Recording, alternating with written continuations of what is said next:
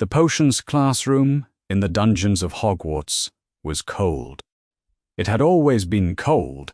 Snape had taught in it for a decade and stopped registering the temperature the way a person stops hearing a clock that has been ticking in the same room for years.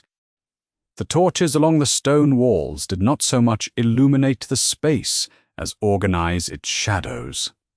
Glass jars lined the shelves, specimens in various states of preservation, suspended in fluid gone greenish at the edges. New students always looked at the jars first, and then looked quickly away.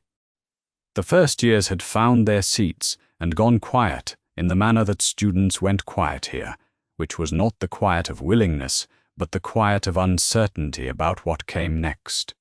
Snape let it settle for a moment longer than necessary. Then he picked up the register. He called the names without inflection. Trape. He did not need to look up to know who was present. The faces confirmed what the sorting had established 2 days prior. He marked as he went, Potter. He did not look up immediately. He made a deliberate practice of not looking up immediately. He marked the name, set the quill down, and then lifted his gaze. The boy was at the back left of the room. Small, too small, in the way of a child who has not been fed quite enough for quite some time. The kind of smallness that was not a family trait, but an imposition. Black hair that no charm had ever subdued, going in several directions at once.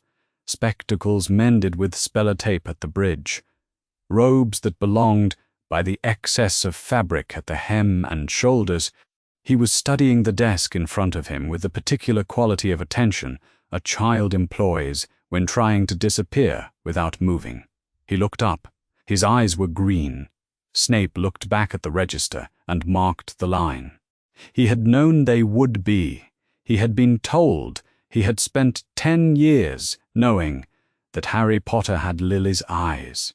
The knowing did not prepare a person for the actual green of them, the precise shade, the shape that was hers entirely in a face that was otherwise James Potter's, from brow to jaw.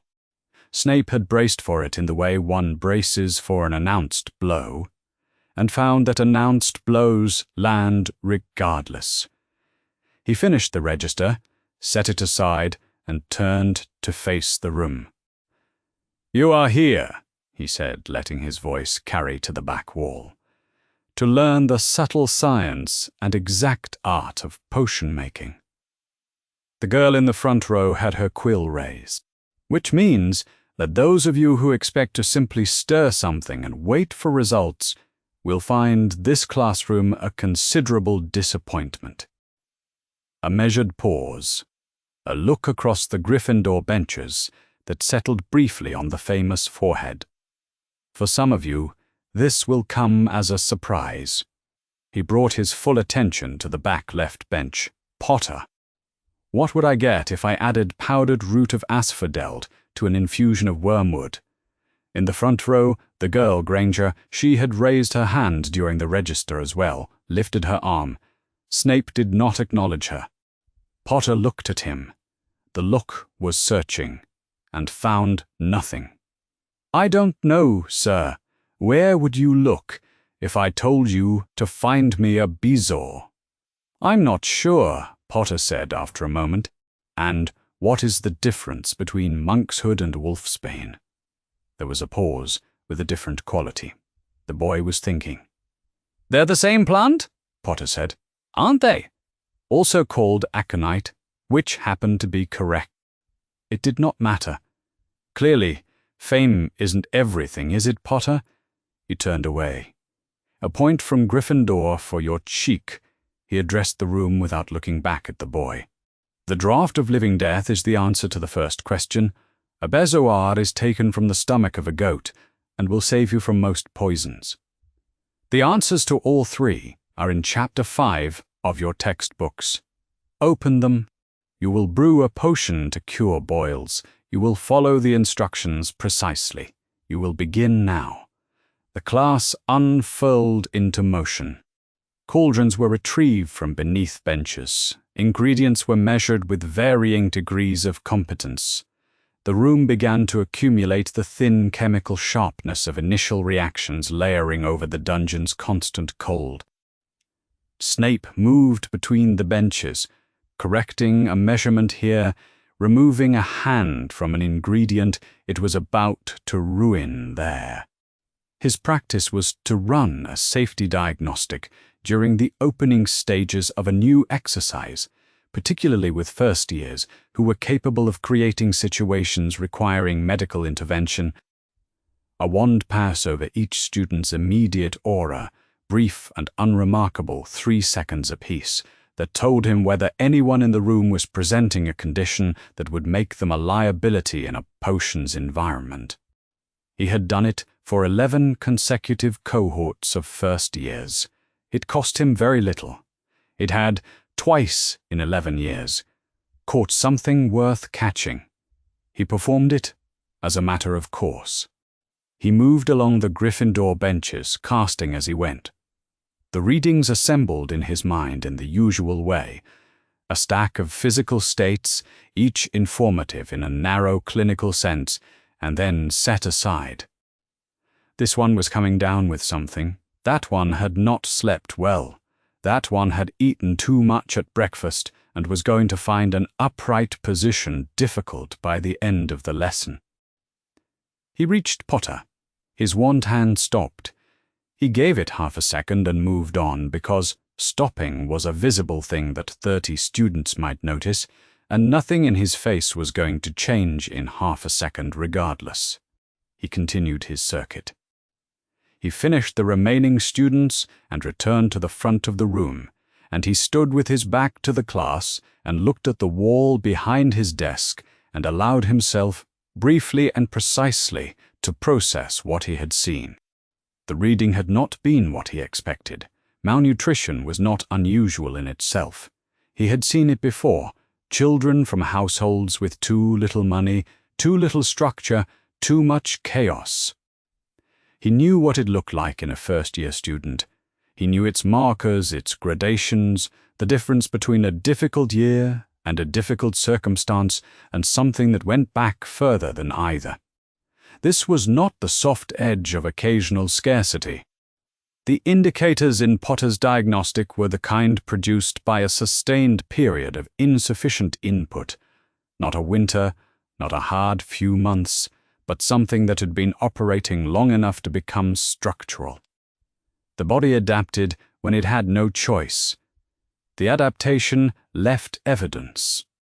He had instructed Harry Potter to take himself to Hogwarts with a trunk of school supplies and a ticket for the 1st of September, and the boy had arrived malnourished in the specific way of a child who had not been fed adequately for years. Snape became aware that he had been standing motionless for some time. He turned back to the class. Potter was still stirring his cauldron. He was precise about it, not carelessly, not with the loose confidence of a child who had always had plenty, but with the particular care of someone who understood that things could go wrong and that when they did, they sometimes went considerably worse. He had not noticed Snape stop. He was not watching Snape at all. He was watching his cauldron with the same focused, deliberate stillness he had brought to the desk during the register call, the posture of a child who had learned that being busy and being invisible were the same thing. Lily's eyes, in a face that was watching a cauldron with the wariness of someone who had never been permitted to take anything for granted. The noise from the middle of the room resolved suddenly into a hiss, a cry, and the particular sound of a cauldron giving way entirely. Snape turned. Longbottom had caught the contents of an adjacent student's collapsed cauldron, caustic material spreading across the bench. Pustules were rising on Longbottom's face and hands. Potter had lurched sideways and avoided the spray by a margin that suggested instinct rather than preparation. "Back," Snape said. His voice carried cleanly over the sudden noise. He cast a containment charm over the spill with a single gesture. Longbottom, school matron. Now he looked at the student responsible for the adjacent cauldron. You will remain here and assist in clearing this. He surveyed the room. The rest of you will continue. The noise of rearrangement rose to cover the space left by the crisis. Students reorganized. The spill was contained. A low, uncertain murmur filled the room as 30 students decided that they were probably not in immediate danger and returned their attention to their own cauldrons. Snape walked to the door of his private office, which adjoined the classroom, through an arch that first years had no reason yet to notice. He stepped through. He closed the door behind him. The classroom noise came through the wall at a remove. He had a few minutes, no more. The fireplace was small. He had used it before, and the connection was reliable. He took a pinch of Floo powder from the pot on the mantel, fed it into the flames, and lowered himself to his knees. He put his head into the fire. Department of Magical Law Enforcement, he said. Office of the Head of Department. The fire turned green. The network's transit a rushing without movement, the sensation of passing through rather than traveling to resolved itself. A ministry office assembled around the edges of his vision. A window that showed nothing, being underground. A woman who had been reading something when the grate brightened and had looked up with the brisk, evaluating quality of someone accustomed to deciding very quickly whether a thing deserved her attention. Short iron-grey hair, a square jaw. A monocle that she did not remove, only tilted slightly as she looked at the face in her fire. Madam Bones, Snape said. My name is Severus Snape. I am the potions master at Hogwarts School of Witchcraft and Wizardry. I have administered a standard safety diagnostic to my first-year class this morning. One student has returned results that I am formally required to bring to your office. He held her gaze in the fire. The student is Harry Potter. Nothing in her expression moved. She held the monocle steady. When she spoke, her voice was level and carrying and gave nothing away. Tell me what the diagnostic found, Professor Snape. Above him, through the stone ceiling of his office, 31st-year students were brewing a potion to cure boils. The class period had not yet ended. None of them knew anything was happening. Snape began to speak. The fire in her office grate was not supposed to turn green in the middle of a Tuesday morning. She had 3 files open on her desk. A meeting with the improper use of magic office at 11:30, and a departmental briefing after lunch. She registered the Floo brightening in the way she registered most interruptions, with the specific quality of attention that prepared itself, before committing, to determine whether the thing was worth it. She set down her quill. The face in the fire was a man she did not immediately place. Narrow, sallow-skinned, with black hair hanging in curtains against his cheeks. He was kneeling, a Floo communication rather than travel, and his expression had the controlled composure of someone who had a precise thing to say and had decided in some interior calculation that the saying of it was both necessary and not open for debate. Madam Bones, he said, my name is Severus Snape. I am the potions master at Hogwarts School of Witchcraft and Wizardry. I have administered a standard safety diagnostic to my first-year class this morning. One student has returned results that I am formally required to bring to your office. She waited. The student is Harry Potter.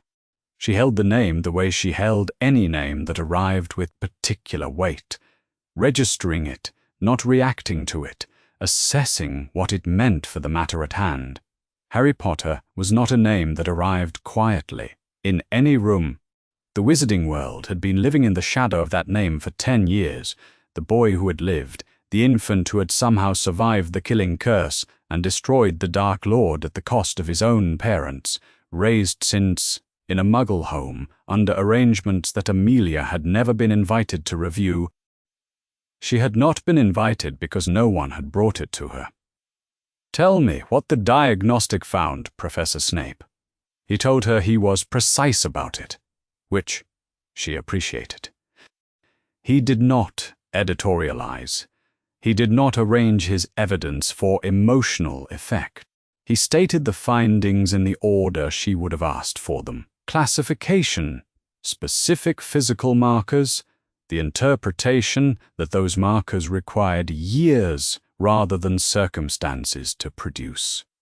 He stated his authority for the scan, a standard Pocken safety protocol applied to the whole class at the outset of the first practical exercise, producing findings for all students, of whom only one had returned results in this category. He stated his reason for bringing it to the DMLE rather than to the headmaster. He knew where the case began. She noted that, "You will send me your documentation," she said when he had finished today. "By Floo, not Owl. The documentation is not something I wish to have transit time on." That was the only indication he gave that the matter was anything other than administrative to him. "Your documentation will reach my office by end of today," she said. "I will be in contact. Do you have reason to believe the student is in any immediate danger at present?" "He is at Hogwarts," Snape said. "For the duration of term, he is not in immediate danger." "Understood." She met his eyes in the fire for a moment, dark, level, giving back exactly what the report had given, and nothing more. "Thank you for bringing this forward, Professor." "Snape, it is illegal." She sat for some time after the fire returned to its ordinary color. Her notepad was open in front of her. The meeting at 11:30 was still going to happen. She was not looking at the notepad. Edgar had been 31 when he died. His wife had been 29. The children, Amelia was careful about this, had been careful for 10 years and did not let herself think of them as anything other than specific. A 7-year-old and a 4-year-old had died the same night, the same wand. Death Eaters who had found the house during the final years of the war when Edgar had thought he was ahead of them. He had been a great wizard. It had not been enough. His wife had been quick and clever, and that had not been enough either. She had a niece. Susan, Edgar's youngest, the one who had been elsewhere that particular night, who had therefore not been in the house, who had therefore survived, had started at Hogwarts this September. Hufflepuff. Susan was 11 years old and had her father's eyes and a way of going very quiet when she was frightened rather than loud, which made her harder to read than she ought to have been. Amelia had spent 3 summers watching this carefully and saying nothing about it, because Susan was adjusting, and adjusting took whatever form it required. Susan was in the same year as Harry Potter. 2 children the same war had orphaned. One of them had a name the whole world knew and a scar on his forehead, and had been placed in a Muggle home under arrangements no one had asked Amelia to review. The other had her father's jaw and her mother's quietness, and had told Amelia the summer before school that she was looking forward to it. Amelia had not known what to say to that, and had made tea instead, which was her solution to most things that required a response she did not have ready. She thought about what it meant to leave a child somewhere and call the leaving protection. She did not dwell on it. Dwelling was not useful and not her practice. She picked up her quill and wrote, "Potter, H. Hogwarts, Year 1, Potions Diagnostic Documentation, by end of day. Snape, 2nd line. DMLE mandate harm to magical person jurisdictional precedent. Check." She underlined the 2nd line, then she wrote a 3rd and paused over it before writing it anyway. Dumbledore placed the child, she underlined that one too. She stood. she did not go to Fudge first. She was not naive about the political dimension of a case that opened with Harry Potter's name. The implications had been legible from the first sentence of Snape's report, and she understood perfectly well what it meant to formally investigate the circumstances of the wizarding world's most famous child. The minister would need to be informed. He would not be thrilled. But Fudge was not the first call to make. The first call was the man who had made the placement. She crossed the office to the fireplace, broad, reliably maintained. The DMLE's Floo'd connections kept to a standard appropriate to the volume of urgent communication the department handled in a given week, and took a pinch of powder from the ceramic pot on the mantel. "Headmaster's office, Hogwarts," she said, and put her head into the green. The transit, the particular rushing of the network that was not movement. And then resolution. Dumbledore's office, which Amelia had visited twice in an official capacity, and which was, as it had been both times, a room that gave the impression of having been accumulating things, portraits, instruments, the particular quality of its light through high windows, for rather longer than most buildings had been standing. Dumbledore was at his desk. He looked up from whatever he had been reading, with the calm, unhurried warmth of a man who found every arrival equally and genuinely welcome. "Amelia!" he said. His voice was warm in the way of old rooms and old certainties. It was a voice that had spent a very long time reassuring people, and it was very good at it. It did not touch her. "Headmaster," she said, "I need to meet with you this week, at your earliest convenience. I have information regarding one of your students." A small pause. His expression did not change in any way she could precisely name. "Of course. I am entirely at your disposal." He proposed a day and a time. She accepted both. She withdrew from the fire. She stood in her own office in the ordinary light of a Tuesday morning and noted, with the precision she applied to most things, that Albus Dumbledore had agreed immediately and had not once asked which student she meant. She had said one of your students. He had not asked. She wrote that down. He had been sitting in this office for approximately 35 years and had developed, over that time, a precise awareness of when something was approaching. Not precognition. He did not indulge in that particular vanity, but the accrued sensitivity of a man who had lived long enough to recognize the shape of things before they arrived. He had felt it when Amelia Bones had called through the Floo'd 2 days ago. He had felt it when he agreed to meet her, without asking which student she meant, because he had known which student she meant, and that knowing had seemed, in the moment, like the kindest of the available options. The fire in the hearth turned green. Amelia stepped through it with the efficient, unhurried competence she brought to everything, brushing a trace of ash from her sleeve. She was a square-jawed woman, with short iron-grey hair and a monocle, and she carried a folder under her arm with the same matter-of-fact purposefulness with which she carried everything else.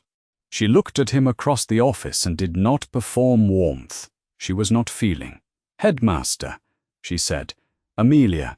He rose, gestured toward the chairs across from his desk. "Please." She sat. He settled back into his own chair, the one he had occupied since approximately 1956, which had the quality of all objects that had absorbed a great deal of time.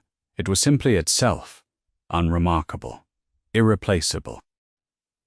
The portraits on the walls dozed or watched at varying levels of discretion. The instruments on the shelves turned in their slow, perpetual rotations. He let his hands rest on the desk and waited. She opened the folder and placed Snape's documentation before him. He read it without haste.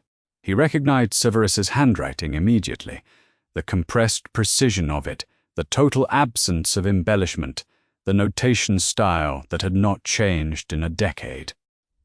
He read the diagnostic findings in full, and then read the supplementary notes, and then sat with the pages for a moment. "This is thorough," he said. Professor Snape was methodical. She kept her hands folded. He ran the scan on the whole class. One student.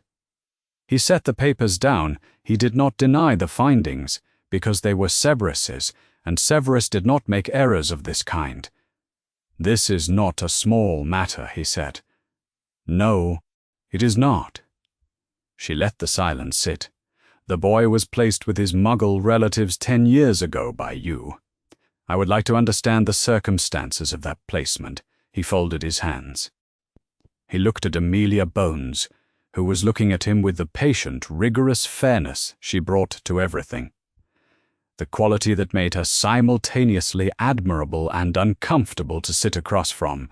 He said, "Then," he told her about the blood protection. He told her about Lily Potter, who had died for her son, and whose sacrificial magic had produced something the wizarding world did not fully have words for, a protection anchored not to a place, but to a person, to Petunia Dursley, as the last living blood relative who could offer Harry a home. He explained how it functioned. As long as Harry called Privet's Drive home, as long as he returned there each summer, the charm held. Voldemort's magic could not reach him there. "The Dark Lord is not gone," he said. "He is diminished, without a body, without his full strength, seeking a way back. This is not a historical threat. It is a present one. The protection at Privet Drive is at this moment the only thing standing between that child and a targeted magical assault that has already succeeded against his parents." She looked at him steadily. "If Harry is permanently removed from that household," Dumbledore continued, "the charm breaks. I cannot rebuild it. No one can. The magic was Lily's, and it was specific to her, and it was spent in the moment of her death. The placement at Privet Drive was the architecture of his survival." He met her eyes. "That is why I placed him where I placed him. That is why he must remain able to return there each summer." Amelia was quiet for a moment. "Then, walk me through what the charm does." "Precisely. He did." "So," she said when he had finished, "the charm protects him from Lord Voldemort, yes, and from anyone using Voldemort's power against him." "It does not protect him," she said, "from the people inside the house." The sentence arrived in the room and stayed there. "It does not," Dumbledore said.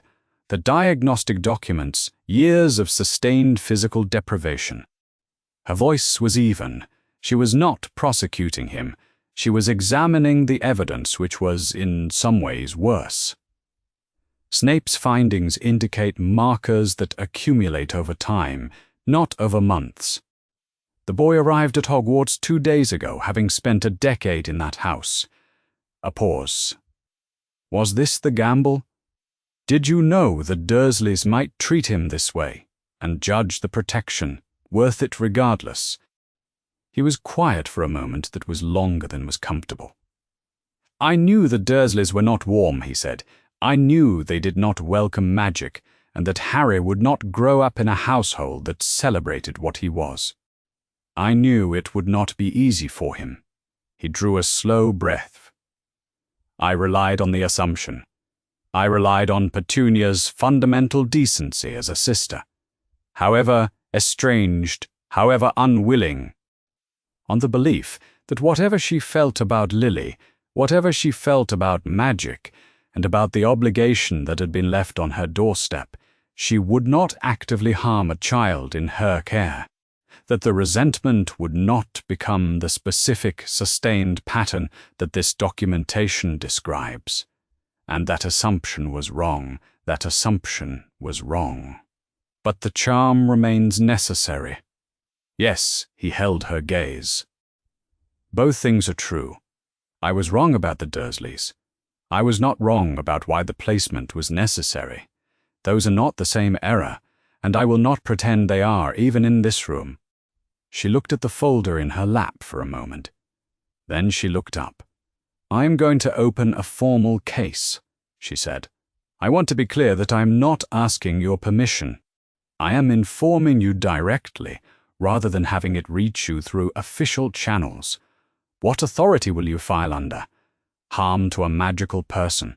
The jurisdictional question, a magical child, Muggle guardians, is not resolved in statute. I am aware of that gap. I will file under the DMLE's broad mandate and allow the legal question to be worked out in due course." "You can cooperate," she said, "or not. Both are available to you. The investigation is not." He looked at her for a long moment. He thought about all the rooms he had sat in over 110 years of living, all the things that had arrived at him as finished facts, that required his response rather than his prevention. This was one of those things. "Of course I will cooperate," he said fully, "and in whatever form is useful to you." He paused. "I will also continue to make clear, through whatever process you convene, that the charm is not a detail to be resolved around. It is a load-bearing element of this situation, and it does not go away because the situation is otherwise untenable." "Understood," Amelia said. She stood, tucked the folder under her arm. She thanked him for his time, without warmth and without coldness, because she did not appear to traffic in either when she was working.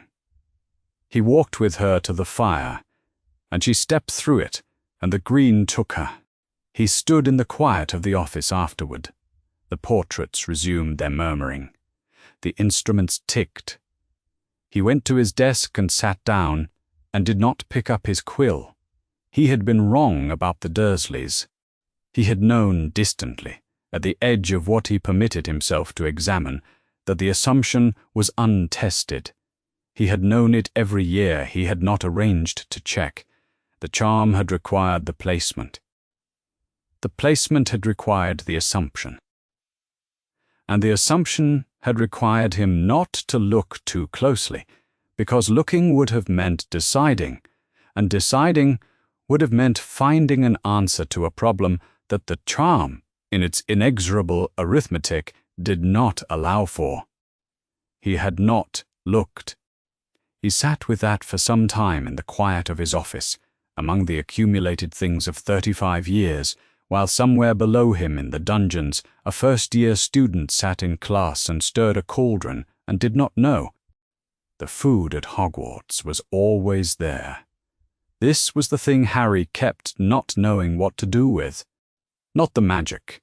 He had grown up being told magic was abnormal, and then discovered it was simply real, which turned out to be easy enough to adjust to, because real things are adjustable. Not the moving staircases or the talking paintings, or the fact that the ceiling of the Great Hall reflected the sky, which that second week of September was a cool, clear blue with clouds, moving at the pace of reasonable things. The food was the part that kept catching him. It was there at breakfast, and there at lunch, and there at dinner, reliably, dependably, astonishingly there. And Harry ate everything within reach, without quite realizing he was doing it, because the part of his brain that had spent 10 years accounting for food. Ron ate faster. Ron ate with the loose, unself-conscious speed of someone who had never had to think about it, who had grown up in a house where there was always enough, where food was noisy and shared and taken for granted in the way of things that are simply given. He talked while he ate, which Harry was already learning was Ron's most natural state. A running commentary on everything, Quidditch standings and older brothers and the particular ongoing bewilderment of Professor Snape, which Ron delivered with the relish of someone who had heard it second-hand from Percy. "Fred says Snape's been potions professor since before Percy started," Ron said, gesturing with his fork, "which means he's been doing this for years. How is he still just allowed to be like that?" Harry didn't have an answer. He suspected there was no answer. He ate another piece of bread, and didn't say that Snape had done something in the first potions class that had felt odd. That Snape had stopped behind him during the lesson for a moment, gone very still, and then kept moving. He didn't know what it meant and had decided it was probably nothing, because deciding things were probably nothing was generally the safer option. He said, "Percy seems all right, actually." "Percy," Ron said, in the tone of someone who had been subjected to Percy for 15 years, "is a menace." Hermione, across the table and 3 inches into a book, turned a page without looking up. She had been doing this since the first week, a kind of watching without watching, that Harry had noticed the way he noticed most things about his immediate surroundings, which was attentively and without showing that he was doing it. She would look at him, and then look at her book, and then look at him again, the look careful and assessing, in a way that was not unfriendly, but was definitely filing something away. She had turned 12 on the 19th of September. A card had arrived from her parents, and a small parcel she'd opened with the same precision she brought to most things. She hadn't made a fuss. Harry hadn't known what to say about birthdays. His own came and went at the Dursleys without ceremony, and he had absorbed the lesson that the appropriate response to a birthday was to make no demands about it. So he had said, "Happy birthday," and she had thanked him, and that had been that. She watched him eat with the look she gave to things she was reading. He had the impression she had put him in a category he hadn't been told the name of. The note arrived at dinner, set in front of him between the soup and the main by a school owl that departed immediately with the businesslike manner of something that had other places to be. "Mr. Potter, please report to my office after the evening meal. Professor McGonagall." Ron looked at it. "Blimey, what did you do?" Harry genuinely did not know. McGonagall's office was on the first floor, which he knew because the first-year Gryffindors had been there on the second day of term for a house welcome that had mostly involved McGonagall, telling them precisely what was expected of them, which was quite a lot. He found it without wrong turns this time and knocked. "Come in!" She was already there, which he had somehow expected. McGonagall had the quality of having arrived at whatever a situation required before the situation itself. She sat at her desk in formal teaching robes, her black hair pulled back in its severe bun, her square glasses level on her nose, looking at him with an expression that was careful, not unkind, not cold, but with the particular evenness of something held deliberately steady. "Sit down, please, Mr. Potter." He sat in the chair across from the desk. The office had shelves of books and a small fire that did more for atmosphere than warmth, and a tartan tin on the corner of the desk that he suspected was biscuit. He put his hands in his lap and waited. She opened a small notebook that had been sitting beside the ink pot and picked up her quill. She said, without looking up first, "I'd like to ask you a few questions about your home." About Privet Drive, something in his chest went quiet and cautious. "All right," he said. She asked about meals. He said they'd had them. She asked whether he'd eaten regularly, whether there had been enough. He said, yes.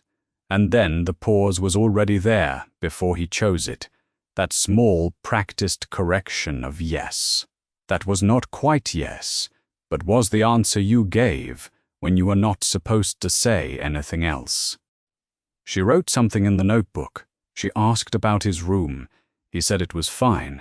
She asked which room, and he said the small one. She asked whether he'd had his own things, his own clothes. She asked if they'd fit.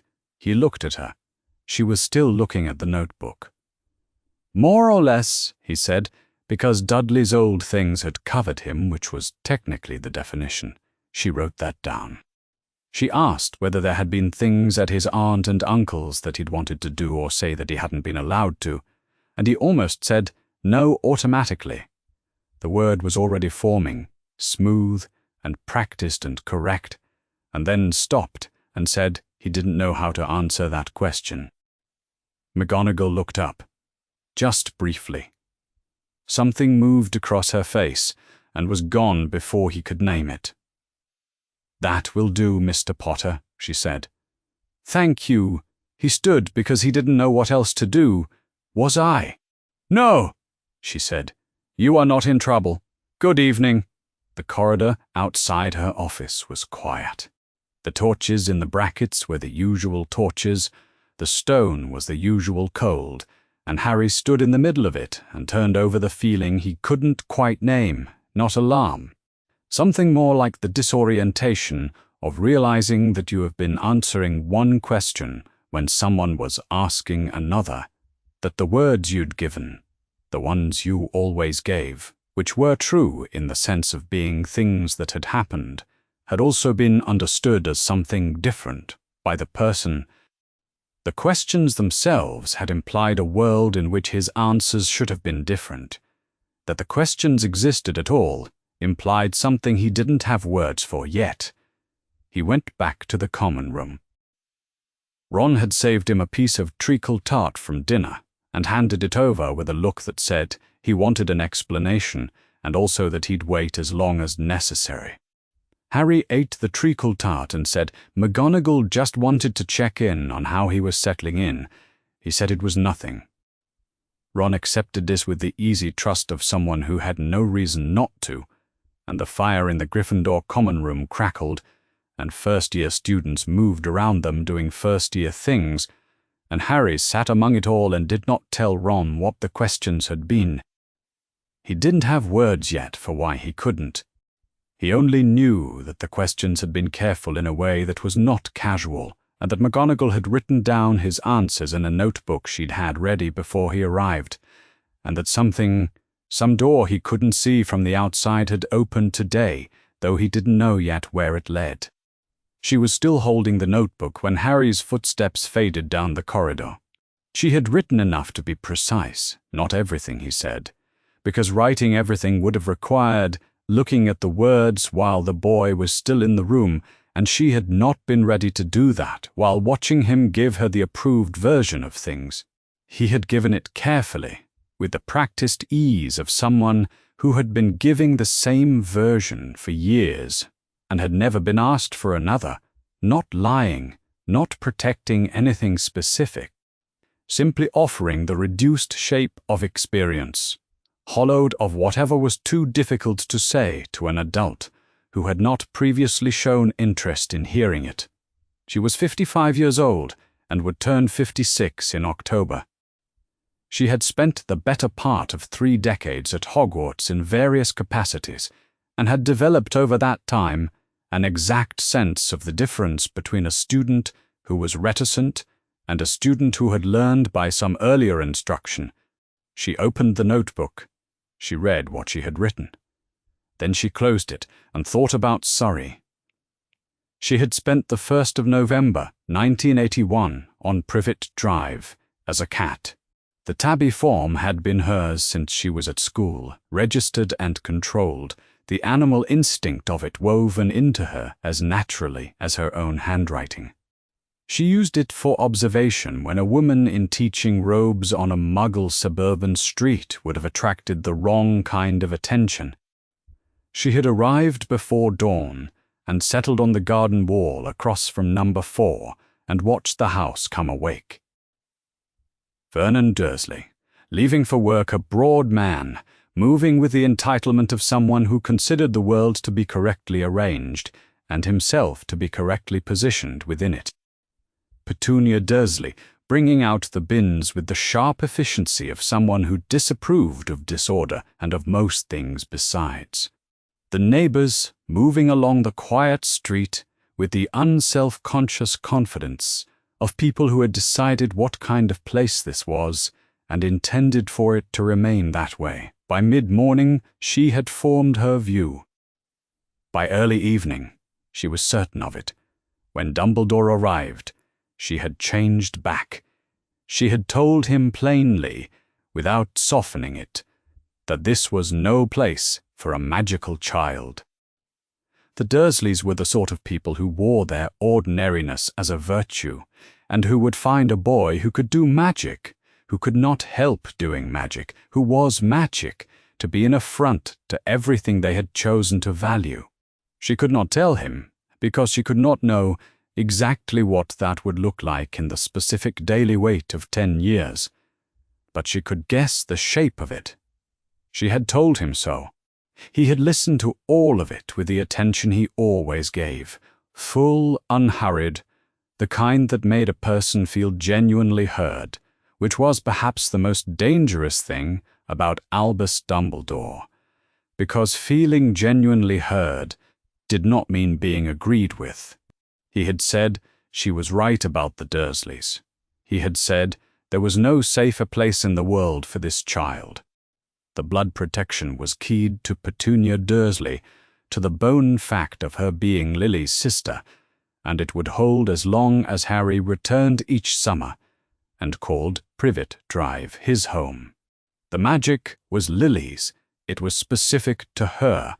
It had been spent in the moment of her death and could not be rebuilt or substituted or moved somewhere more comfortable. The arithmetic of what would happen to Harry Potter if Voldemort, diminished but extant, found him someday without this protection was a more urgent arithmetic than the arithmetic of what would happen to Harry Potter inside the house. She had understood the argument. She had not entirely disagreed with it. She had deferred.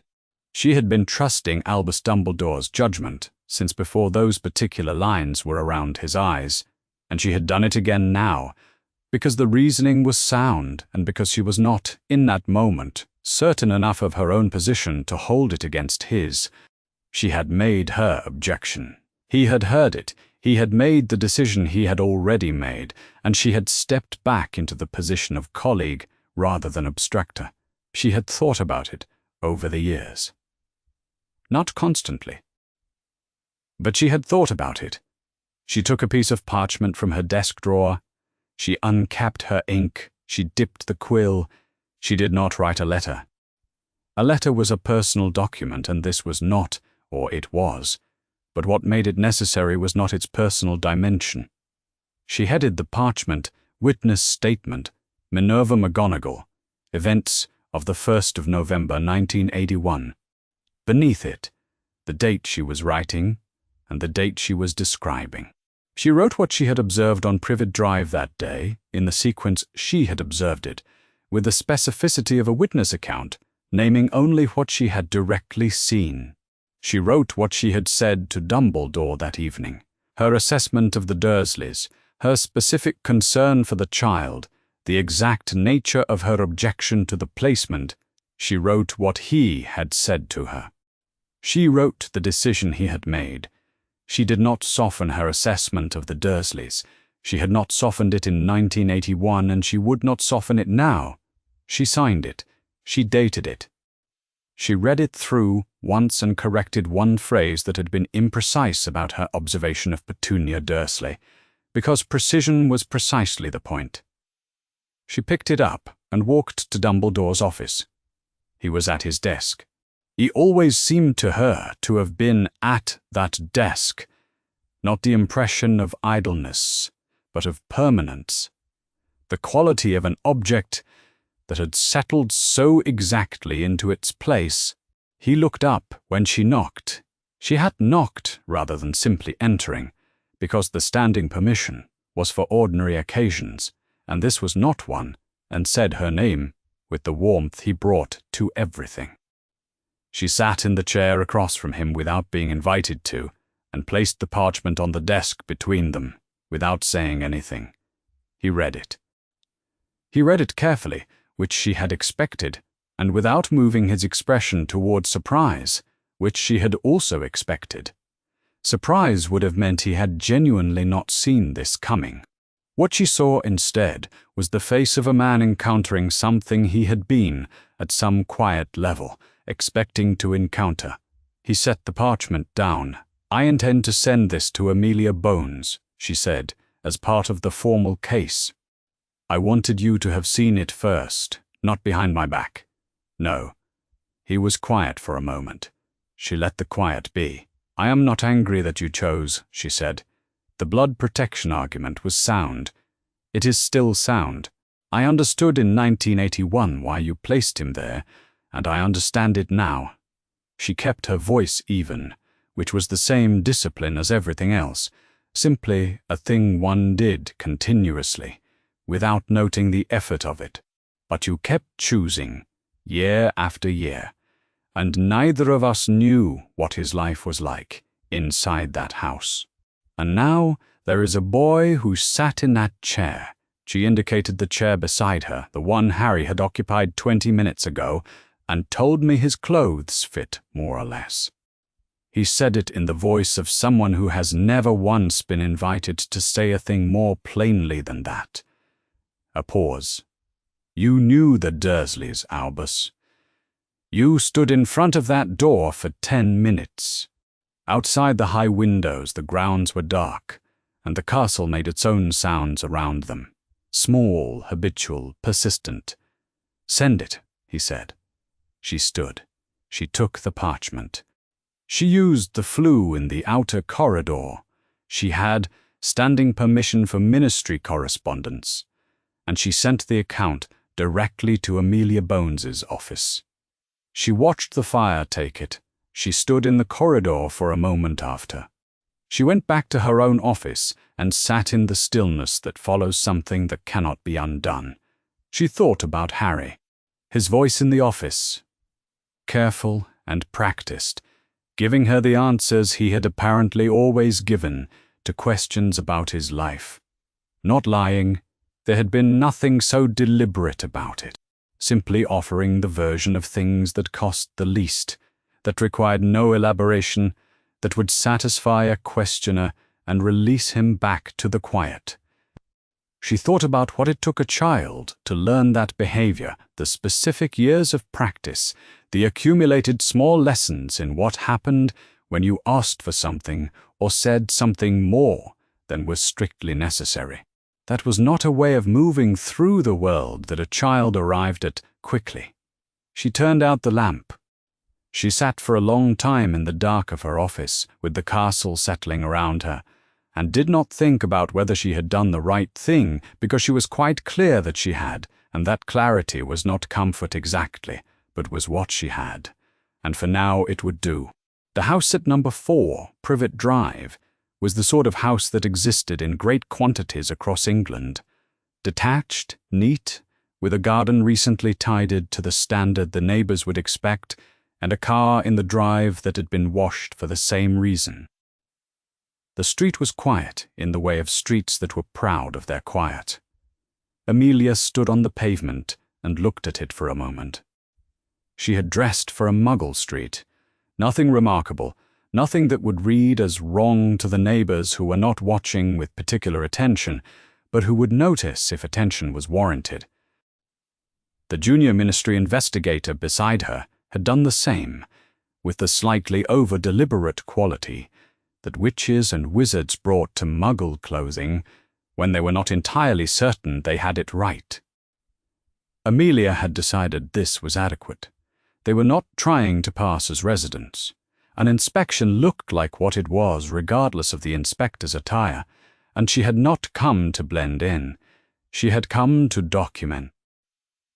She walked up the front path and knocked.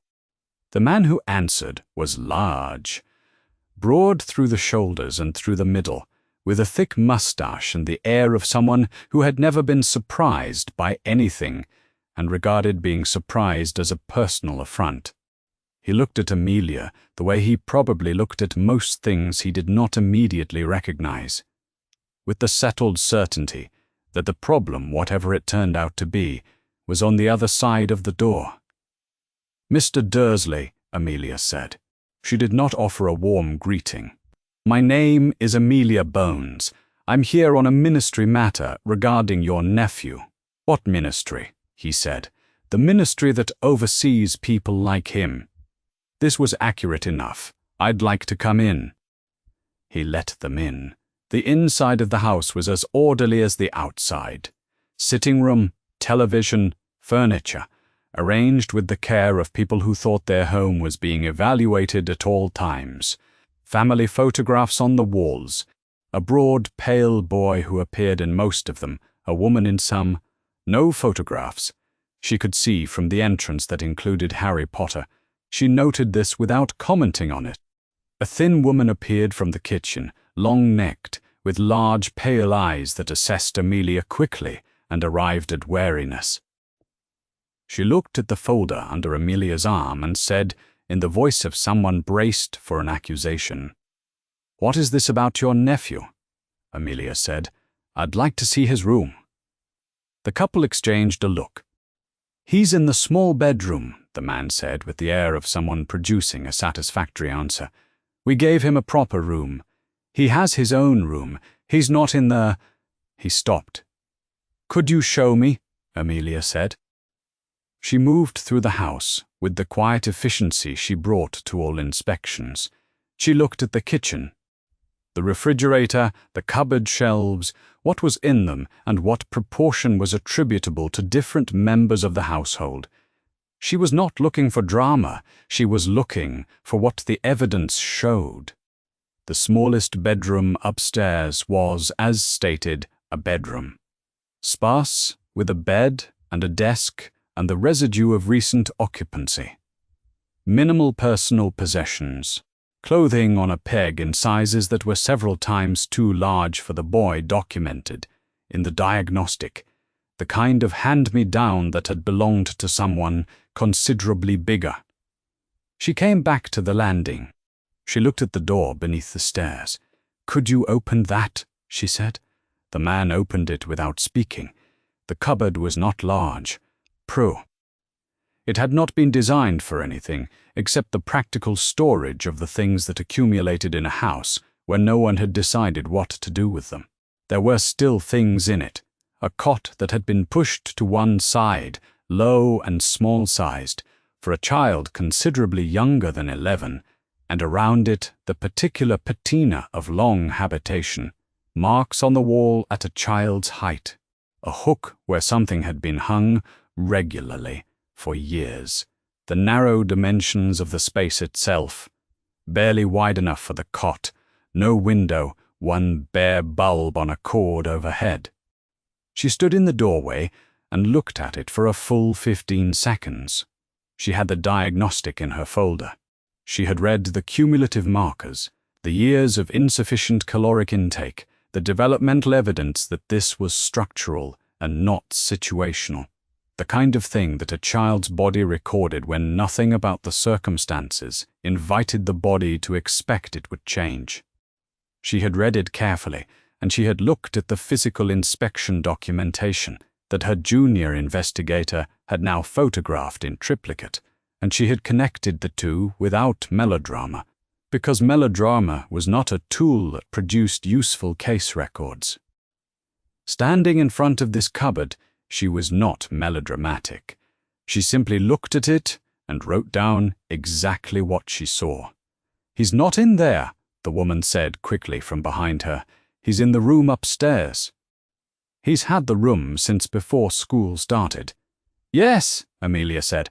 She kept writing. "You moved him when the school letters came, when the letters were addressed to the cupboard." A silence. "We gave him a proper room," the man said. "I understand that," Amelia said. She straightened and turned. Her voice was factual, carrying no particular edge. She was not here to prosecute, not yet, and in any case the Dursleys were looking at her with the specific confusion of people who had made choices they considered entirely reasonable and were now encountering the suggestion that reasonableness was not quite the question. "I'm noting the history of the space." She looked at the cot and then looked away. "Is there a law?" the man began, and Amelia said, "There are questions of duty of care that the ministry takes seriously in relation to children in its jurisdiction." She let that settle and documented the rest of the house. She was thorough without being slow, the junior investigator noted beside her. What she was recording was not a dungeon or a spectacular cruelty, but something quieter and in some ways harder to catalogue, the interior of an ordinary life from which one person had been consistently excluded. A household that had made room for its own had done it with considerable comfort and care, and had not extended that comfort in any particular direction toward the boy who had lived among them for 10 years.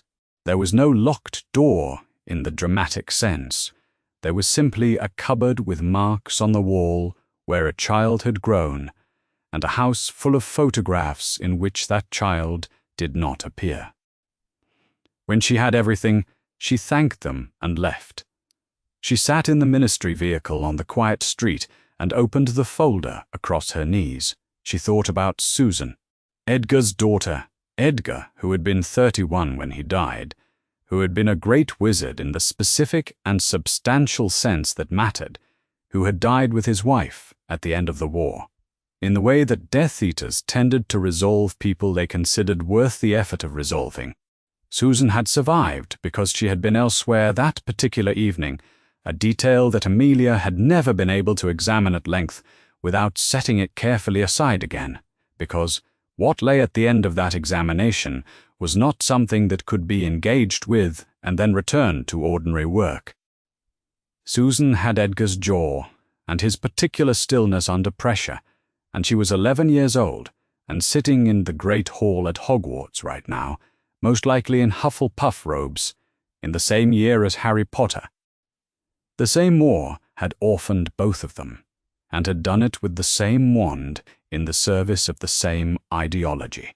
One of them had a family who had gathered her in and named her, and kept her inside the circle of people who appeared in photographs. One of them had a cupboard under the stairs with a hook on the wall, and a cot that was still sitting there, pushed to the side but not removed, because no one had thought to remove it. She closed the folder. Outside the window, the street was perfectly ordinary. The neighbors' gardens were neat.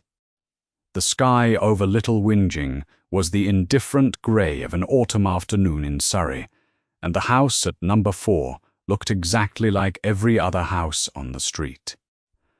"Full documentation, filed by end of day," she said to the junior investigator.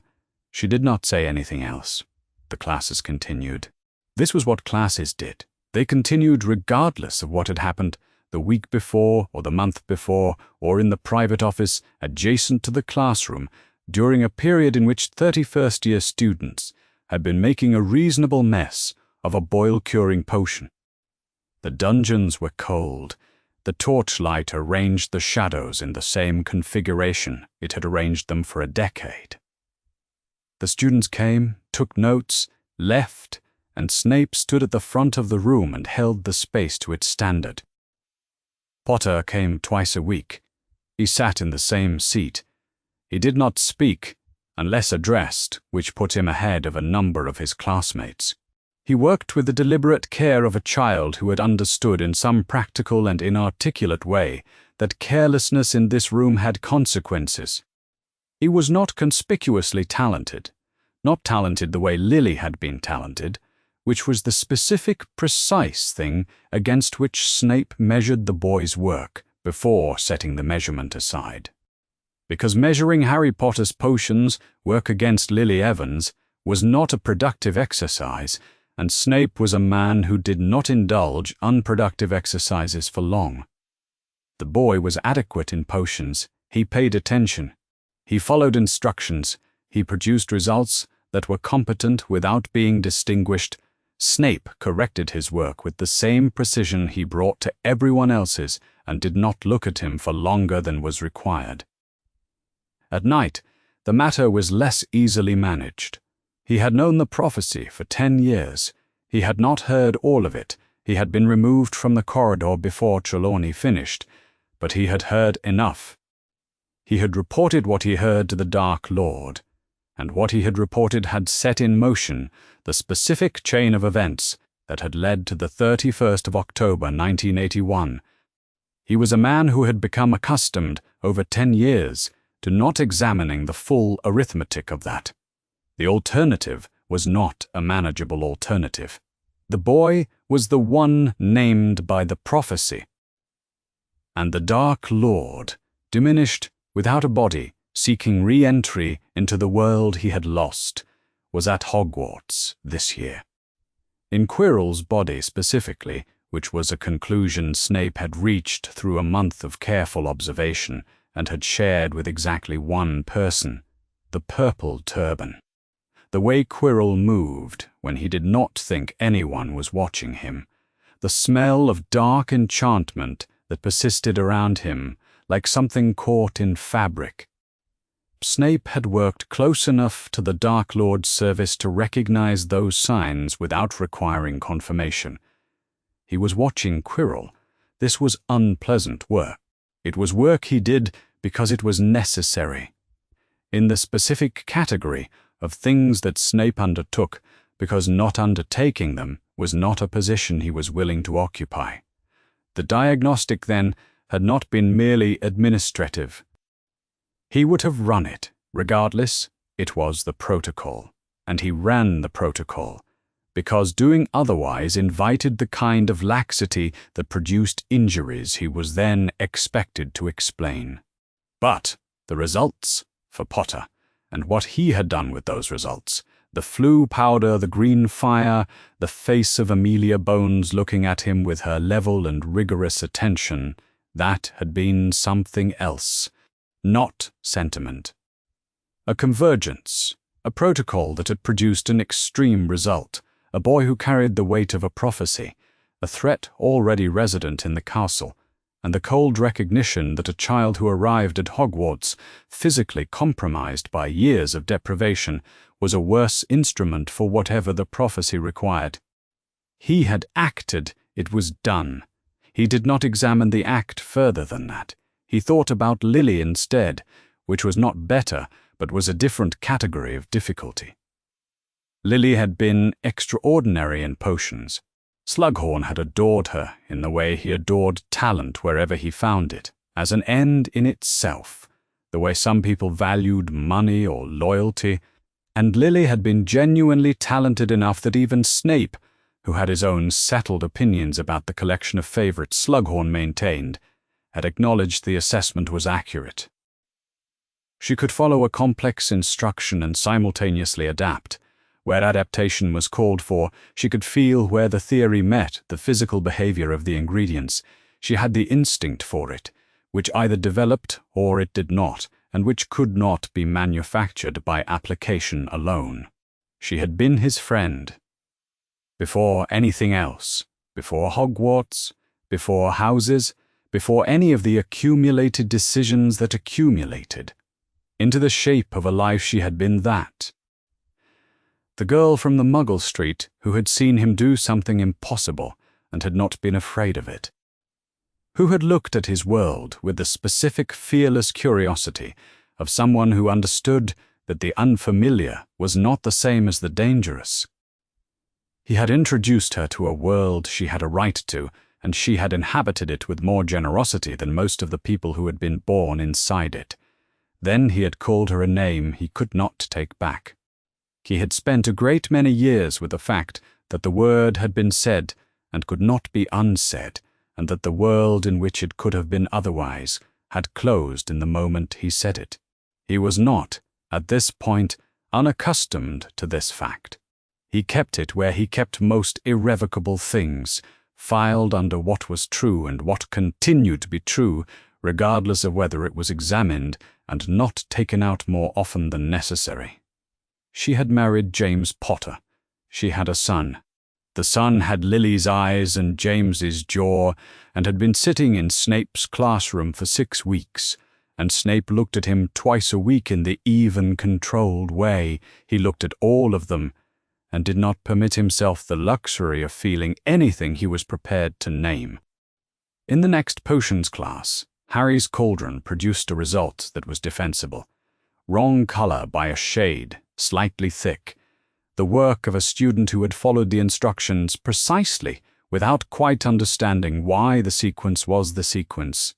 Harry looked at it for a moment and then tested a careful amount the way the textbook said to test it, working through the protocol with the precise, unhurried attention of someone who had decided that following the protocol exactly was the only safe available option.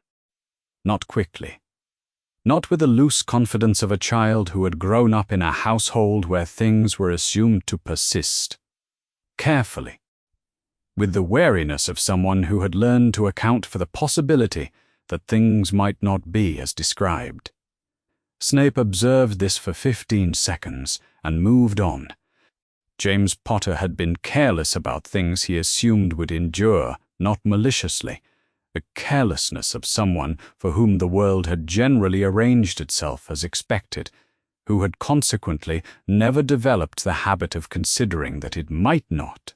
He had held his talent, his friendships, his safety, with the light grip of a person who had no reason to expect them to be removed.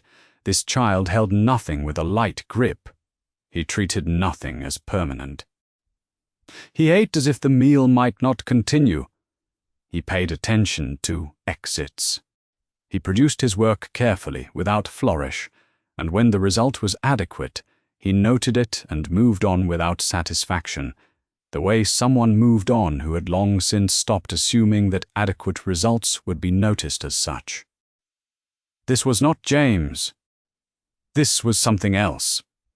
Lily's instinct for careful, attentive work, her understanding that one's position in a world was something to be earned and maintained and not simply assumed but bent wrong, bent into the watchfulness of a child who had learned that the world was not reliably continuous. That was not a thing a child learned from nothing. He wrote the supplementary report that evening. He kept it clinical. Medical follow-up observations, behavioral correlates of the diagnostic findings, specific notation of the patterns he had observed in the weeks since the first potions class. He was precise. He named only what was observable by a professional applying professional judgment to an evidential record. He did not put Lily's name in it. He did not put his assessment of what the boy's careful grip on everything around him meant, or where it had come from, or what it suggested about the specific texture of 10 years in a house in Surrey. He signed it. He sent it to Amelia Bones's office through the Floo'd before the dungeons had gone fully quiet for the evening. The fire settled back to its ordinary color. He stood at the mantel for a moment and looked at nothing in particular. Then he went to his desk, picked up his quill, and returned to the marking that was waiting for him, and did not think, with any particular degree of feeling, about what he had sent or why. She filed the formal complaint on a Tuesday morning in November, which was a day like any other Ministry Tuesday, and which became something more by virtue of what she wrote at the top of the document. In the matter of Harry James Potter, born the 31st of July, 1980, magical minor, harm to a person under the jurisdiction of the Department of Magical Law Enforcement.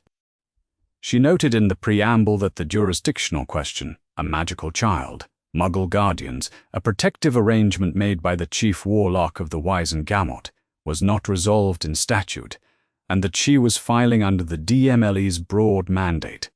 The Wizengamot could work out the precise legal question in due course. Her task was to ensure there was a case to work out. She signed it, she filed it, she sent copies to the appropriate officers. By Wednesday afternoon she had a message from the minister's secretary requesting her presence on level 1 at her earliest convenience. Cornelius Fudge received her at his desk, which was large and very tidy, and gave the impression of a desk that did not often have difficult things placed on it. He was a portly man in a long pinstriped cloak, and he had the quality common to senior officials who had risen through a series of accommodations and were therefore surprised and uneasy when accommodation failed to resolve a thing. He stood when she entered, which she credited him for, and gestured toward the chair across from the desk. "Amelia." He sat back down and folded his hands. "I appreciate you coming so quickly. Of course, Minister." He looked at the file in front of him, a copy of her formal complaint, she recognized, and looked up with the expression of a man who would have preferred to be somewhere else. "I've reviewed this, and I want to be absolutely clear that my first concern is always the welfare of any magical person under our care. Absolutely clear about that." She said nothing. She waited. "But there are sensitivities here, Amelia, real sensitivities." He laid his hand on the file. "Dumbledore placed that child specifically to protect him from you-know-who. An investigation into that placement, a formal case, filed documents, an open record, could be read as calling into question the judgment of the man who defeated you-know-who to begin with." He looked at her carefully. "There are people in the wizarding world who would not respond well to that." "There are," Amelia agreed. "The Potters died for something." He paused. "For the protection of the whole wizarding world, arguably. Dumbledore made the arrangement he made in the service of that larger purpose, to open a formal case into those arrangements. To put it on record publicly as a ministry matter invites the question of whether we're saying Dumbledore was wrong. And that is a question with consequences I don't think either of us wants to be responsible for. There's a way to address the welfare of the child without that. Quietly. Through channels that don't produce a case number. So I wonder whether this might be handled more carefully, within the appropriate institutions, naturally, more privately." "It cannot," Amelia said. He looked at her for a moment. "The documentation is filed," she said. "The case exists. If you are asking me to withdraw it, you will need to find the authority under which to compel that withdrawal, and I would suggest that the legal position for such a compulsion is not one the ministry would want examined at length." She held his gaze with the flat, professional courtesy she brought to all such conversations. "I am informing you as a courtesy, Minister. The case itself is not a question of whether." Fudge had a reliable instinct she had observed over the years for which positions were tenable and which were not, and this instinct generally served him better than his inclination. He said, "I trust you'll conduct this with the discretion it warrants." "I always do," Amelia said, and stood and left. She arrived at Hogwarts on a Thursday afternoon in the second week of November, stepping through the Floo into Dumbledore's office and into the particular quality of light and accumulated time that she associated with the room by now. All three of them were already present. Dumbledore at his desk, Snape standing to one side with the controlled stillness of a man who had decided to be unobtrusive until required. Quote, McGonagall in one of the chairs across from the desk, her square glasses level, her expression carefully neutral. Amelia set her case file on the desk and opened it. She presented the documentation in the order she had assembled it. The original diagnostic report from the first potions class of the school year. Key findings read aloud clinically. Cumulative markers of malnutrition, developmental indicators consistent with years of sustained insufficient intake. The pattern of behavioral adaptation Snape's supplementary report had documented, correlating with the physical findings across weeks of observation. The room was very quiet as she read. McGonagall's account next, dated, signed, the witness statement of a woman who had spent the 1st of November, 1981, watching a house in Surrey as a cat, and who had told the headmaster that same evening precisely what she thought of the people inside it. Amelia read the relevant passages without editorial. The physical inspection of 4 Privet Drive, Ive, the photographs, the written descriptions, the measurements. She included the smallest bedroom, sparse with a bed and a desk and clothing on a peg in sizes several times too large for the boy. She included the door beneath the stairs, the cupboard, the cot inside it, sized for a child considerably younger than 11, with the marks on the wall at a child's height that documented a decade of small, quiet habitation. She did not dwell on any single element. She moved through the record the way she moved through all evidence, steadily, in sequence, letting the accumulation do what accumulation did. "The timeline from placement to diagnostic is 10 years, she said. 1st of November 1981 to the first week of September 1991. No one disputed this. She asked Snape to confirm the diagnostic findings. He did. He spoke in the flat, exact register he applied to everything, reading from his own documentation, answering the questions she put to him without embellishment, looking at the case file on the desk rather than at any of the people in the room. When she asked why he had run the diagnostic on the full class, he said it was a standard protocol for new first-year students. One student had returned results requiring action. He had acted. She asked McGonagall to confirm her 1981 account. McGonagall confirmed it. Her voice was level. She did not look at Dumbledore while she spoke. Amelia turned to Dumbledore. She asked him to describe, in his own words, the reasoning that had led him to place Harry Potter at 4 Privet Drive, Ive, in November 1981, and to maintain that placement across the subsequent decade he described it. He was unhurried. The blood protection, the sacrifice Lily Potter had made, the magic it had produced, the charm keyed to the blood tie between Harry and his aunt as Lily's surviving blood relative, providing a protection against the Dark Lord's direct magical action. The threat that the Dark Lord continued to pose, weakened, disembodied, seeking a path back, a present danger, not a historical one. The calculation he had made that this specific active protection was more urgent than the difficulty of the household in which it required Harry to live. He had been wrong, he said, about the degree of that difficulty.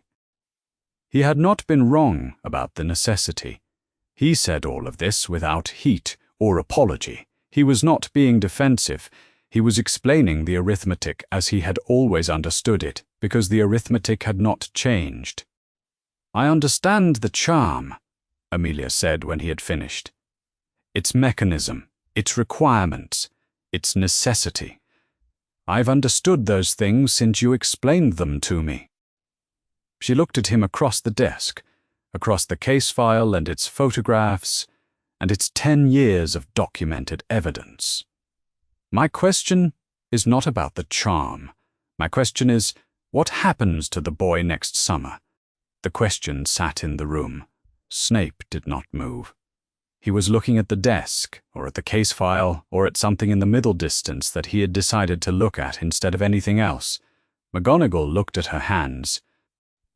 Dumbledore looked at Amelia with the full, unhurried attention he brought to things he had not yet resolved. The attention of a man who was genuinely thinking rather than performing the appearance of it. And for a long moment, he did not have an answer ready. The question stayed where she had put it. It was, she thought, at least the right question to have in the room. By the end of October, he knew the route to every class without checking. He knew the third-floor corridor was the one they were not supposed to go near, and he avoided it with the same logic. He applied to most rules.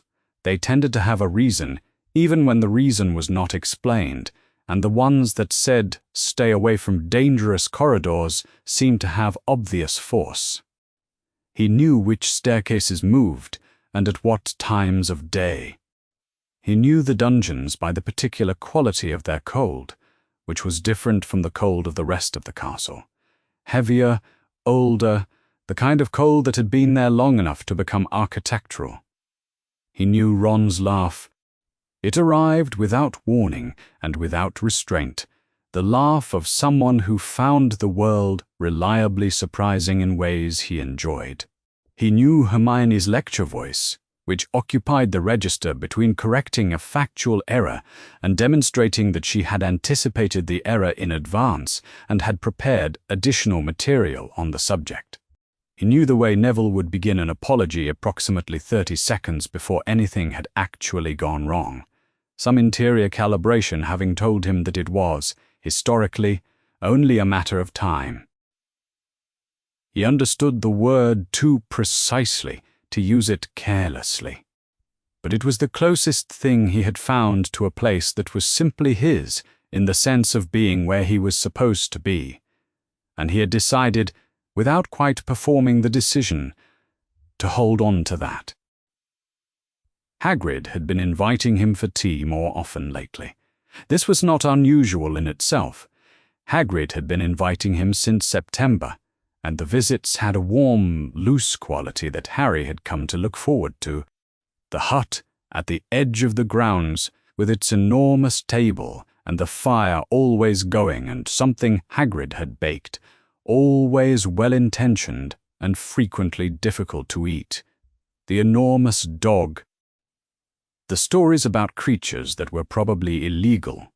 Harry had found early on that Hagrid's company had the specific quality of never requiring him to be impressive. The more recent visits were slightly different.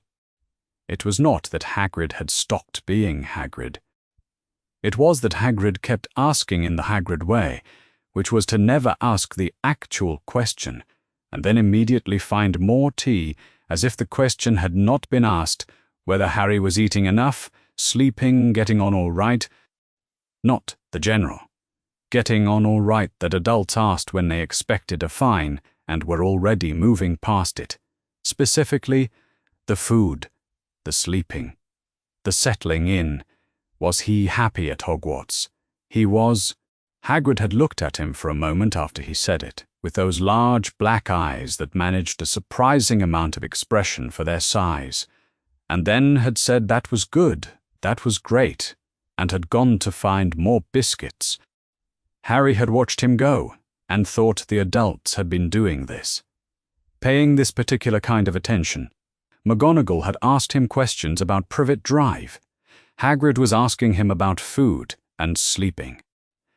Professor Snape had stopped behind him during the first potions class and gone very still for a moment, and then continued his circuit, and Harry had noticed without noting it, and had filed it under things that were probably nothing. He did not know what it meant. He had decided it was probably nothing. This was the decision he generally made about things he did not have an explanation for, and it had so far produced a viable quantity of peace. He was outside the common room on a Tuesday evening in November, because the common room had been warm and crowded, in a way that sometimes pressed on him from the inside. Not unpleasantly, but in a way that made him want the particular quiet of a corridor, where he could be by himself for a few minutes, without it meaning anything. He was keeping close to the wall and moving quietly. He was good at this. He had been good at it for as long as he could remember. He heard the voices from behind a door on his right, and he stopped. He recognized McGonagall's precise carrying, controlled, in the way hers always was. He recognized Snape's, flat, low, each word placed exactly where it was meant to go. The third voice was a woman's he did not recognize, formal. The kind of voice that asked questions for a living and expected answers with a specific quality of precision. He did not move toward the door. He stayed where he was, back against the cold stone, and listened to what came through it. He heard Privet Drive. He heard the boy. He heard his name stated once by the woman he didn't know, in the same level tone she used for everything else. He heard Snape's voice, the Diagnostic, and the First Class, and the pattern of indicators. Snape's voice in this register was different from his classroom voice. No cold amusement in it, no arch delivery. It was the voice of someone giving formal testimony on a formal matter. Then the unknown woman. What we found is not a matter of unhappiness. It is a matter of harm. Footsteps moved toward the door from the inside. Harry went flat against the wall. The door did not open. The footsteps receded. He stood in the dark corridor, and then sat down on the floor with his back against the stone, because standing abruptly seemed to require more coordination than he had available. Harm. He turned it over. He had heard adults refer to his life at the Dursleys in various ways over the years, in the sideways, dropped quickly way of people who had noticed something and decided it was not their affair, in the brisk, neutral way of people at school who had looked at his clothes and his lunch and looked away. He had heard it called difficult. He had heard it called the Dursleys' way. He had heard it wrapped in the implication that things were what they were and that some children simply had harder circumstances than others, and that this was the world. He had not heard an adult call it harm. The word had a specific weight. It was not soft. It was not the kind of word you used for circumstances or difficulty or the way things were. It was the kind of words that came with case files and formal reports, and a woman with a formal voice who spoke about it with the precision of someone naming a thing that could be named. Something had happened. The thing had a name. The name was not just how it was. The name was harm. He did not know what to do with that. He thought about McGonagall's careful questions, sitting in her office. What did you eat? Did you have your own room? Did your clothes fit? He thought about how he had answered them, more or less. Fine. All right. The answers he always gave. The answers that were true in the sense of technically covering the facts, and not true in the sense of describing anything. He had given them without knowing he was giving less than the truth, because he had never been given a frame in which more than that was the appropriate response. He sat in the cold for a long time. He thought about nothing in particular, or tried to, or thought about it in the oblique way of someone thinking about a thing they cannot look at directly, yet from one side, like approaching something bright. He sat until the cold of the stone had moved up through his robes and settled in his hands, and then he sat a while longer. He heard footsteps. He looked up. Hermione appeared at the end of the corridor, with her bag over her shoulder and the particular expression of someone who has assessed a situation very quickly and made a series of decisions about how to respond to it. She had been in the library. She was always in the library in the evenings, which meant she had also broken curfew, which meant she did not comment on the fact that he was sitting on the corridor floor at this hour, which meant the thing she had decided not to do was ask. She sat down next to him on the floor. She put her bag between her feet. She looked at the opposite wall. They did not speak for a while.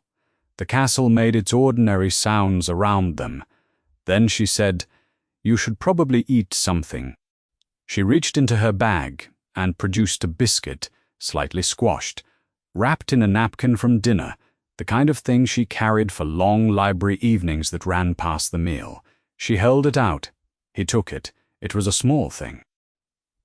The biscuit, and the fact of her sitting down without asking for an explanation, and the fact of her being there at all, someone who had seen the expression on his face and decided that the correct response was not a question, but simply staying. He was grateful for it, in a way he did not try to put words around. He ate the biscuit in the cold of the corridor, and she sat beside him and they were quiet, and after a while they got up and went back. He did not tell her what he had heard. He did not have words for it yet. He only knew that something had shifted in the way the castle sat around him, not frightening exactly, but permanent in the way of things that could not be unheard. The Ministry's inquiry chambers were on level 2, adjacent to the courtrooms that handled the more serious matters. A deliberate adjacency, Amelia had always thought, that was meant to make clear to anyone navigating both the distinction between preliminary. The room she had requisitioned was smaller than a courtroom. A rectangular table, 7 chairs, the flat light of a ministry space that had no windows, and did not pretend otherwise. She had arrived early. She had arranged the documentation in the order she intended to present it and had placed copies at each seat. She had done this herself.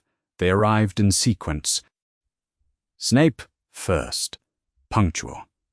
As she had expected, he sat where she indicated and placed his hands flat on the table and looked at the middle distance with the controlled patience of a man who had decided to be unobtrusive until required. McGonagall next, precise in her timing, her expression, the same carefully neutral one she had worn at every meeting on this matter. Dumbledore arrived exactly on time, with the quality of a man for whom punctuality was a courtesy he extended to others, rather than a constraint he operated under. He settled into the chair at the head of the table which was not assigned, and Amelia noted this. Fudge came last, 3 minutes after the hour, and took the remaining chair with the expression of a man attending something he had not been able to prevent and intended to observe without becoming involved in, if he could manage it. Amelia opened the session. She was not performing neutrality. She had it. She read the formal preamble, case number, filing date, parties present, jurisdictional basis, in a voice that was level and carrying, the voice she used when clarity was more important than anything else the voice could do. Then she entered the documentation into the record. She read the key findings of the diagnostic first because that was where the case began.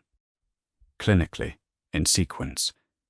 Cumulative markers of malnutrition, developmental indicators consistent with years of sustained insufficient intake, the behavioral patterns correlating with the physical findings across subsequent weeks of observation as documented in the supplementary report. She moved through the supplementary observations. She moved on. McGonagall's account next. The 1st of November 1981 Privet Drive. The observations from that day. The conversation with the headmaster that evening. The specific objection raised and the specific decision made. Signed, dated, part of the formal record, now and read into it without comment. The physical inspection. She passed the photographs around the table. She named what each one documented. The smallest bedroom upstairs, sparse a bed and a desk, clothing on a peg in sizes several times too large. The door beneath the stairs, the cupboard. The cot inside it, pushed to one side but not removed, sized for a child considerably younger than 11. The marks on the wall at a child's height that documented a decade of habitation. The room was very quiet. There was no window, no clock, only the flat ministry light and the evidence on the table and the people who had either produced it or were accountable for what it described. She looked at the table when she finished and said, "The timeline from placement to diagnostic is 10 years, 1st of November 1981 to the first week of September 1991. No one disputed this." Fudge was looking at his copy of the documentation with the expression of a man who had read it before and had been hoping it would say something different on rereading. Snape was looking at his hands. McGonagall looked at Amelia. Dumbledore looked at the photographs. She asked Snape to confirm the diagnostic findings. He confirmed them. He spoke with the flat precision she had come to expect from him, reading from his own documentation, answering her questions without embellishment, adding nothing that was not asked for. When she asked why he had administered the diagnostic to the first-year class specifically, he said it was a standard protocol. First-year students presented an elevated risk in potions environments. He ran the diagnostic at the start of each year's practical curriculum. The results for one student had been extreme and had required action. He had taken action. "Were the results consistent," Amelia said, "with what you would expect from a child who had experienced short-term food insecurity?" "No," Snape said. "The pattern is consistent with years of sustained deprivation, not months. Thank you." She turned to Dumbledore. She asked him to describe, on the record, his understanding of Harry Potter's living conditions at 4 Privet Drive, when he made the placement on the 1st of November, 1981. He answered without hesitation. Dumbledore was a man who had been in formal settings long enough to understand that hesitation reads as evasion, and evasion was beneath him. He said he had understood the conditions to be unloving. He had known the Dursleys were not warm toward magic, or toward anything connected with the wizarding world. He had not had evidence to suggest, he had not believed, that the conditions were actively harmful to the child's physical health. "And what role did you expect the blood protection to play," Amelia said, "in ensuring the child's safety within the household itself?" A pause. "Brief, but present. I believed," Dumbledore said, "that the charm provided a protection from magical assault originating outside the household. I also believed, I assumed, that the presence of the charm, the obligation it placed on the household, by its nature, would correspond to a baseline of ordinary care for the child. I understood the Dursleys were not fond of magic. I believed that their fundamental decency toward a child under their roof would hold regardless of their feelings about magic. That the two things, the protection from external threat and the safety inside the house, were not, in practice, incompatible. And the evidence before this hearing indicates that belief was incorrect." Dumbledore was quiet for a moment. When he spoke, his voice was even, not performing evenness, simply having it. The same quality Amelia tried to bring to her own work. "Then I was wrong about what the charm could compel," he said. "The charm protects the blood link. It does not compel decency." The room was silent. Fudge looked at the table. Snape had not moved. McGonagall looked at her hands. Amelia let it sit. This was one of the tools of a formal proceeding. The silence after a statement that needed to be heard, not immediately answered. She let the room hold it. Then she said, "The coming summer Harry Potter must return to Privet Drive." "Yes," Dumbledore said. "The charm's mechanism requires it. He must return each summer and call the house his home until he reaches 17. That requirement cannot be altered without breaking the only protective structure that exists against a very specific and very real threat. Removing Harry permanently from Privet Drive would dissolve the charm. I want that on the record. The threat it protects against is not theoretical." "Understood," Amelia said, and noted. She set down her quill for a moment. "I want the record to reflect the following. This hearing does not dispute the necessity of the blood protection or the requirement that Harry Potter return to 4 Privet Drive each summer as a condition of that protection." She looked at the room, at Fudge, who was still looking at the table, at Snape, who was still looking at his hands, at McGonagall, who was now looking at Dumbledore, at Dumbledore, who was looking at her. What is before us is the adequacy of the arrangements that have existed for the child within those terms. Whether the charm is necessary is one question. What kind of life the child lives in the household the charm requires is a separate question. The necessity of the first does not determine the answer to the second. She paused. "Do you agree with that distinction on the record?" Dumbledore looked at her across the table and its evidence and its 10 years of documentation, and for a moment he was simply a very old man, at a formal proceeding, being asked to say formally what he had already said to himself. "Yes," he said, "I agree with that distinction on the record." Amelia picked up her quill. She wrote it down. She wrote it slowly and clearly because it was the most significant thing that had been said in the room, more significant than the admission of error, more significant than the blood protection argument in isolation. Formally separated, both true. Neither cancelling the other, not any longer. The record existed now. It could not be taken back out of the record. She set down the quill. At the far end of the table, Fudge said nothing. He appeared to have concluded correctly that there was nothing useful he could add. The hearing was not concluded. But this was done. He had not meant to walk as far as the lake. The night had a clear quality to it.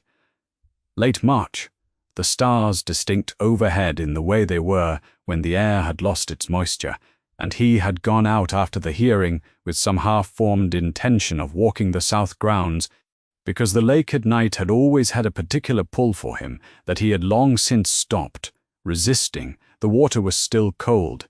The surface held the stars in broken mobile fragments. He had been headmaster for 35 years. He had walked these grounds in every season, every hour, in circumstances ranging from the merely difficult to the genuinely terrible. He had stood here in October 1981, 2 days after the Potters died, and made himself look at the lake until the worst of the grief had subsided into the manageable kind. He had not known then that the grief would have a sequel. He had thought, the war is over. The prophecy has run its course in some unexpected direction. The boy has survived, and that is the thing that needed to happen. He had walked back into the school that night and begun to plan. He had been planning for 35 years. It was, Amelia Bones had made very clear in a ministry inquiry chamber this afternoon, possible to plan for the wrong things. He thought about the blood protection.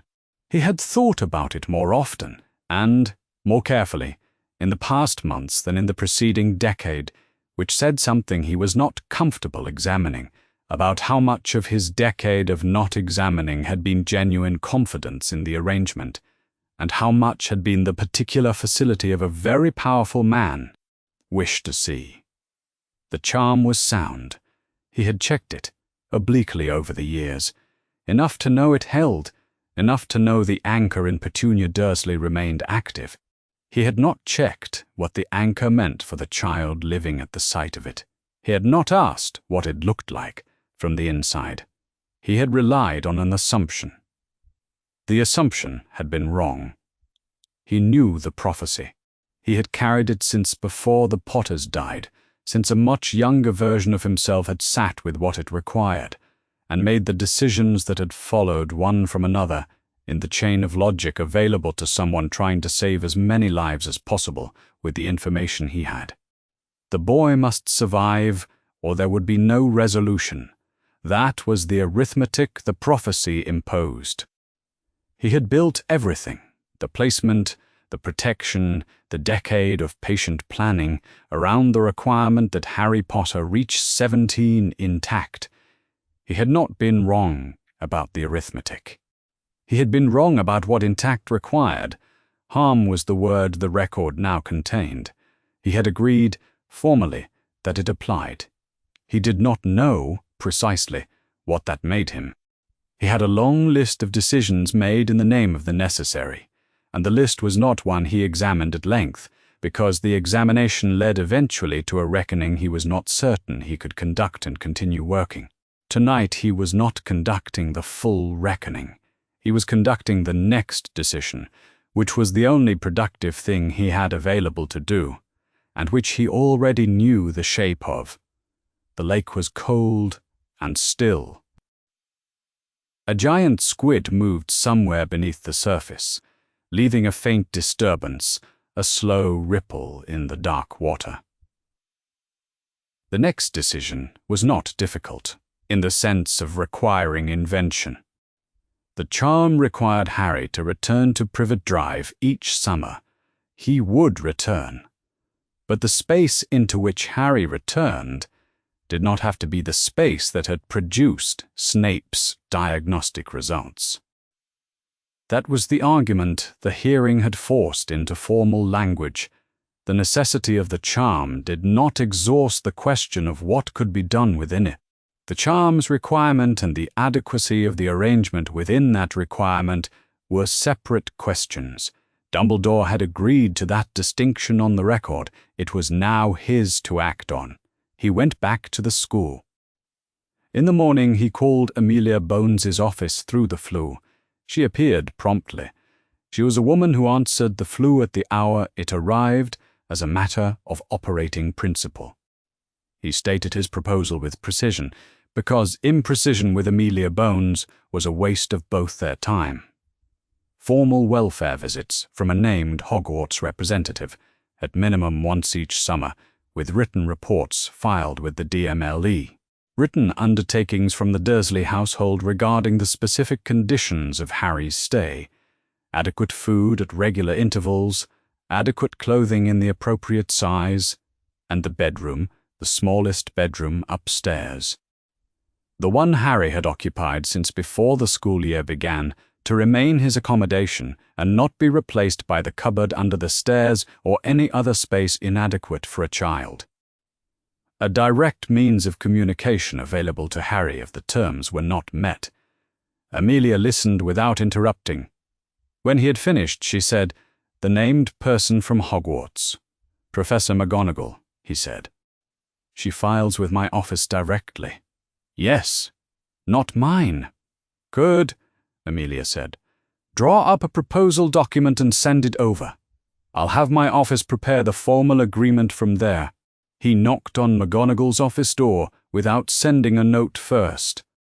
She looked at him across her desk with the expression she reserved for conversations she had been expecting and did not particularly welcome, and he sat in the chair across from her and told her what he was asking. She did not answer immediately.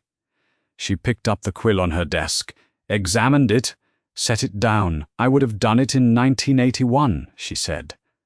"I know you didn't ask." "Number." He looked at his hands for a moment. Old hands. They had held a great many difficult things over the decades, and in holding them had sometimes prevented others from having to. It had seemed at the time like service. "I am asking now." She was quiet for a moment longer. Then, "I'll do it. August, I'll write to him first, so he knows when to expect me. I'll conduct the visit properly and file the report with Amelia Bones' office the same day." Her level gaze held his. "I wouldn't ask you to."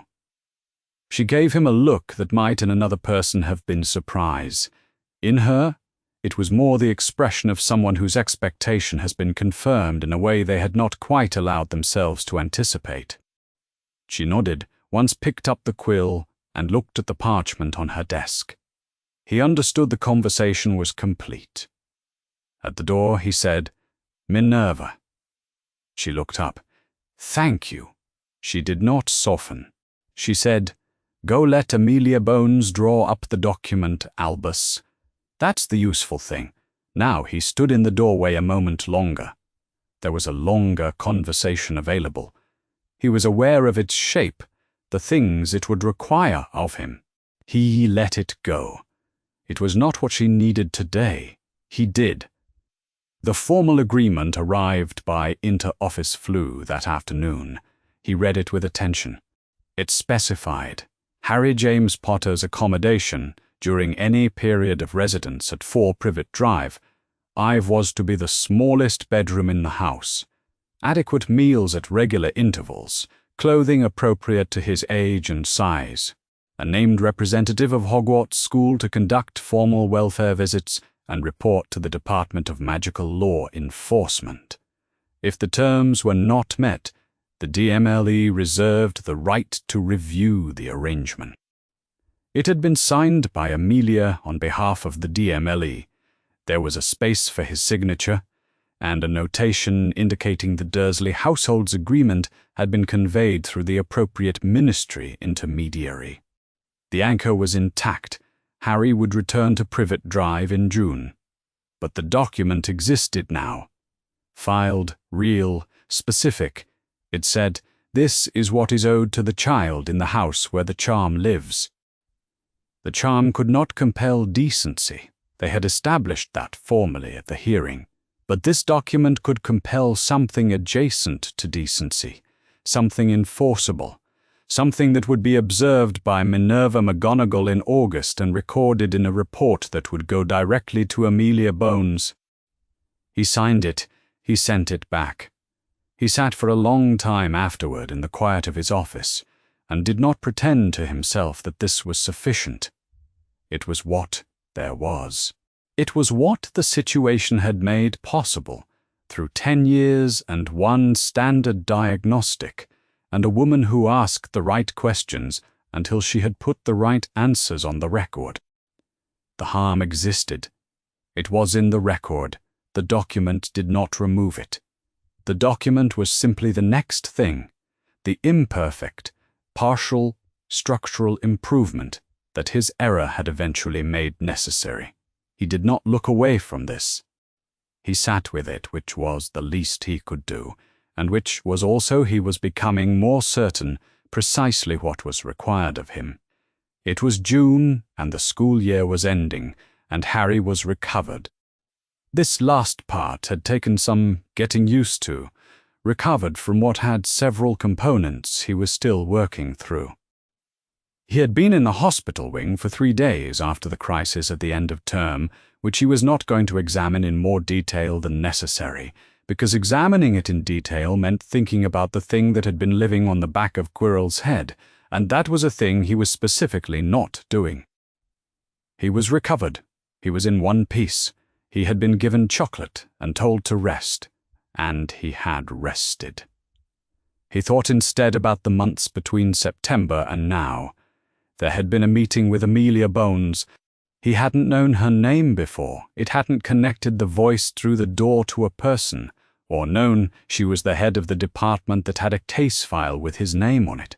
She had come to a room near McGonagall's office in the spring with a folder, and she had asked him questions about his life at the Dursleys that were not like McGonagall's questions. McGonagall's questions had been careful, oblique, written in a small notebook. Amelia Bones's questions were direct. What did you eat? Not, was there food, but what specifically and how often? Did you have clothing that fit? He had answered them. He had given the minimized versions at first. He didn't know another way, and she had simply waited, looking at him with those flat, rigorous eyes behind the monocle, and he had started giving her more specific. He had told her about the cupboard, which was the first time he had said the word to an adult who was listening with a pen ready, and she had written it down without reacting, and had said, when they were done, "You did the right thing by being honest." He had not felt brave. He hadn't known he was being brave. She had known for both of them, apparently, and had written it down. Dumbledore had spoken to him sometime in April in the headmaster's office, with its slow instruments and murmuring portraits, and the sense of time accumulated to a specific density. He had told Harry, without grandeur, without the towering explanatory quality Harry had half expected from someone of his reputation, that the place Harry had been living was not as it should have been, that he had made a decision he believed was right, and that the decision had had a cost he had not adequately accounted for. He had looked at Harry across the desk and said, "I am sorry, Harry, not as a resolution." As a fact stated with the care of someone who was not going to hide it inside a longer speech, Harry had not known what to do with an apology from Albus Dumbledore at age 11. He had said thank you, and had not thought about it for a long time afterward, because it was a large thing, and he was still only just learning to have space for large things. On the last day of term, McGonagall gave him a letter. Sealed, formal, addressed to the Dursleys in her precise handwriting. She placed it in his hands at the end of the day and said with the direct practicality that was simply who she was, "Give that to your aunt and uncle when you arrive. I will be coming to Privet Drive in August. I will write first to let you know when." He held the letter. "Thank you, Professor," he said. "That will do, Mr. Potter." She turned back to the classroom, and that was that. He stood in the corridor with the letter and thought about the word August, not summer, August, a specific month with a date to be determined and a person attached to it.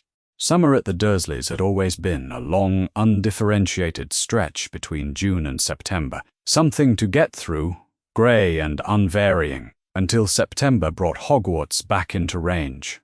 Now there was a fixed point in it, something coming after.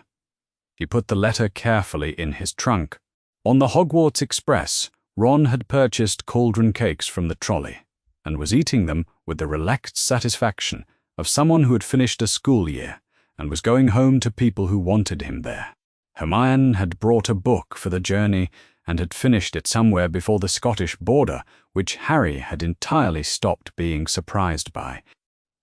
Neville appeared in the doorway with the particular expression he wore when he had recently lost Trevor, which turned out to be confirmed. "He's somewhere near the front of the train," Neville said, and disappeared again into the corridor. Harry sat at the window. The countryside went past in the long afternoon, light hills, fields, the wide northern sky going paler and more southern as the train moved. The same countryside that had been moving in the other direction 8 months ago, when he had been in a compartment with a boy he had just met, eating chocolate frogs for the first time, trying to understand where exactly he was going.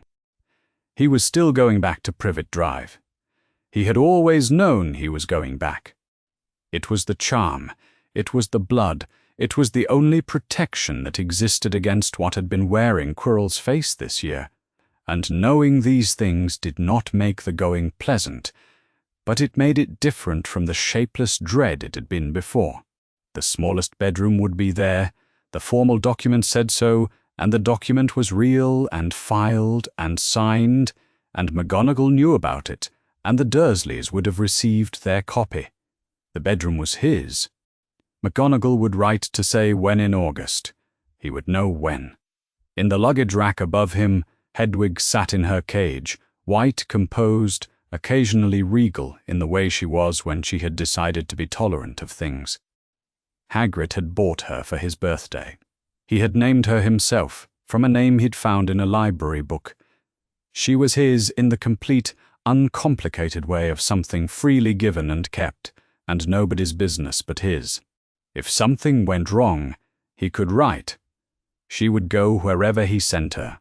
He thought about that for a while. The specific, practical reality of it.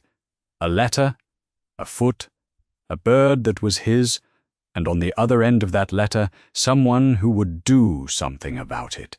He did not know precisely what doing something would look like. He suspected it would look like McGonagall, which was a vivid enough imagining to produce, in him, something that felt like the early stages of reassurance.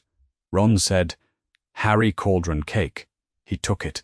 Ron talked about his brothers, and Hermione looked up long enough to suggest that whatever Fred and George had done to someone's prefect badge was not actually funny. And then looked back down at the finished book, and Neville came back with Trevor restored to his pocket, and sat down and began apologizing to Trevor in the low, earnest way he apologized to most things that had not technically done anything wrong. Harry sat with all of it around him. He was going back to Privet Drive. He knew that. He was not frightened of it the way he used to be frightened of it. The specific, formless dread of the summer as an undifferentiated thing, a space with nothing in it until September. Now it had a bedroom that was on the record and a letter coming in August, and a barn owl who was his and could carry a note anywhere he needed it to go. It was not enough.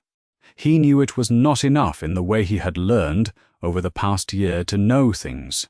Not fully yet, not with all of the language available to him for it, but at the edges.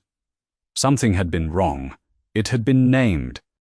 What came next was imperfect and partial, and he was 11 years old and going back on the same train he had come in on, and the countryside outside the window was ordinary, and the cauldron cake was good, and his friends were in the compartment. That was not nothing. He ate the cauldron cake,